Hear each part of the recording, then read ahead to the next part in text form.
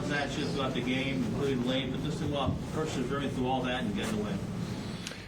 Yeah, I think that I just told the guys in the locker room that there was probably at the top was just fighting hard, continuing to battle and rebounding pretty well. That stuff still goes like a long way in this league. Just hanging in there and battling. So yeah, I think that's probably, we did some really good things that we wanted to do. We had a lot of things we didn't want to do happen as well. But it's kind of that time of year where we got to continue to clean up some of that. They got us transition defense a bunch of times in the first half. Did a better job adjusting to that in the second. Few miscommunications on some slip-out switch screens and things like that we just gotta. That stuff needs to get done. It just needs to be part of who we are and get done. But overall the battle was there, and that's it's good to see. Good to see. Going with your test analogy from pregame, in what areas did they pass the test? Well, obviously we did a really good job on Brown and Tatum, right? And I that's one thing I really like about this team is that we may not have like one guy that's a lockdown, like this guy's gonna need to guard. We can't switch. We can't play schemes. We've got like 5 above average guys with size and athletic ability and aggressiveness. Guys that are out there trying really hard to guard. And we asked them to get into him and pick him up, and just whoever ended up on him, to do that. So I thought we made those guys really work, and that was one thing we wanted to do that we evidently did pretty good. Yeah.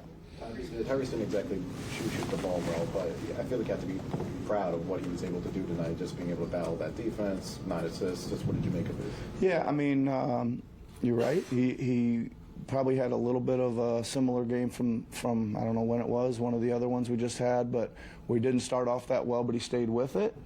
And he was unbelievable in the run that kind of gave us the lead, right? He was in there with what we would call our second unit, even though there's 2 or 3 starters in there with that. It was the unit we start the fourth with. And he did it. We needed him there to take control of the shot making, and he did it. Yeah. What were you expecting of Boston's last position? I was actually expecting them to take it out on the other side of the court and run something for Tatum running down the left side, because he loves going, that running that side left. So I was way off. They took it out on this side and they ran the play for Porzingis, so I was 0 for 2 on that one. Yeah. Kelly was in your starting lineup, didn't have any fouls, didn't really play down the stretch at all in the fourth quarter. What were you seeing there that you thought should go the other way? Yeah, I just thought that, there's probably a couple of them there. I thought Kelly was playing okay. I just really liked what Batum was giving us from a communication defensive standpoint. He was really making the right switches and covering up really good and things like that. So that was kind of my thought, there. I just wanted to try to prevent them with a barrage of threes at the end. We didn't do very good there, but that's what the thinking was. Nick, how do you think Joel coped defensively with having to do a lot of running back and forth between the 3-point line and then? Yeah, he did good. I think some of the first of all, I thought he did good when he got ISO'd out there and had to press up on those guys, and yeah, he did excellent there. I just don't really remember him like staying back and giving up an open 3. Or getting just blown by, right? So he guarded some of that good. Some of those pick and pop threes were miscommunications that weren't on him. We had a scheme in that it was supposed to be somebody else rotating to that guy. So that is, like I said, we got about 40% of our defensive schemes in. That's like one we haven't worked on that much, and we just put that in preparing for this game. We didn't execute it very well. Missed it about probably 4 times.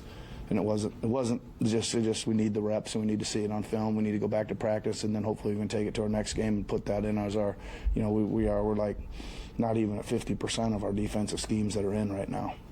To that point, to only have that percentage of schemes in and still manage to get a win over a team that I think you guys probably expect to be competing for the Eastern Conference Championship this year. I mean, have to be thrilled with that. Yeah, it goes back to my first statement: schemes.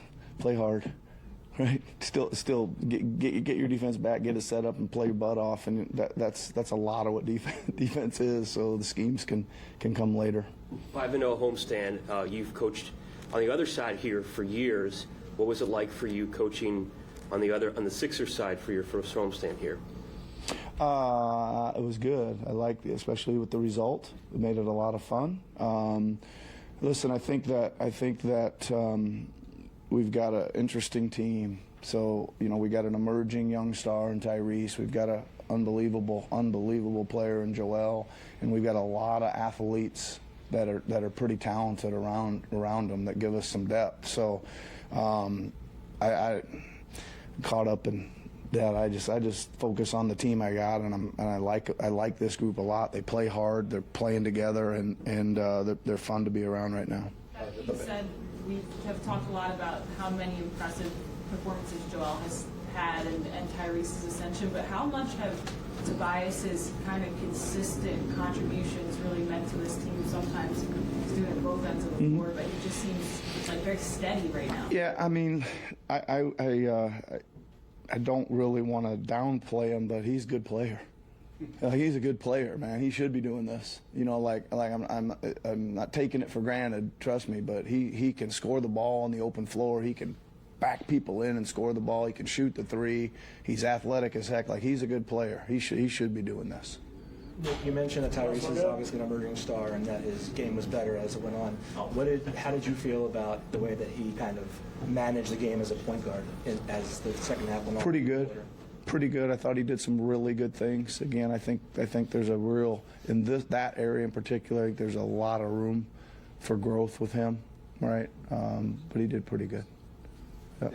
Nick, just real quick, I wanted to ask you about the bench unit, just the lift that they gave you, Patrick Beverly. It kind of seemed like he changed the game defensively he was in. Yeah, I mean, I think that Batum obviously is probably kind of a starter, big minute off the bench guy. The guys like Pat and Cove and Paul, a couple others like they're going in there to give you some rough, tough, hard play. And that's their role, and they really excel at it. Thanks, guys. Yep. Thanks, guys. Yep. Thanks.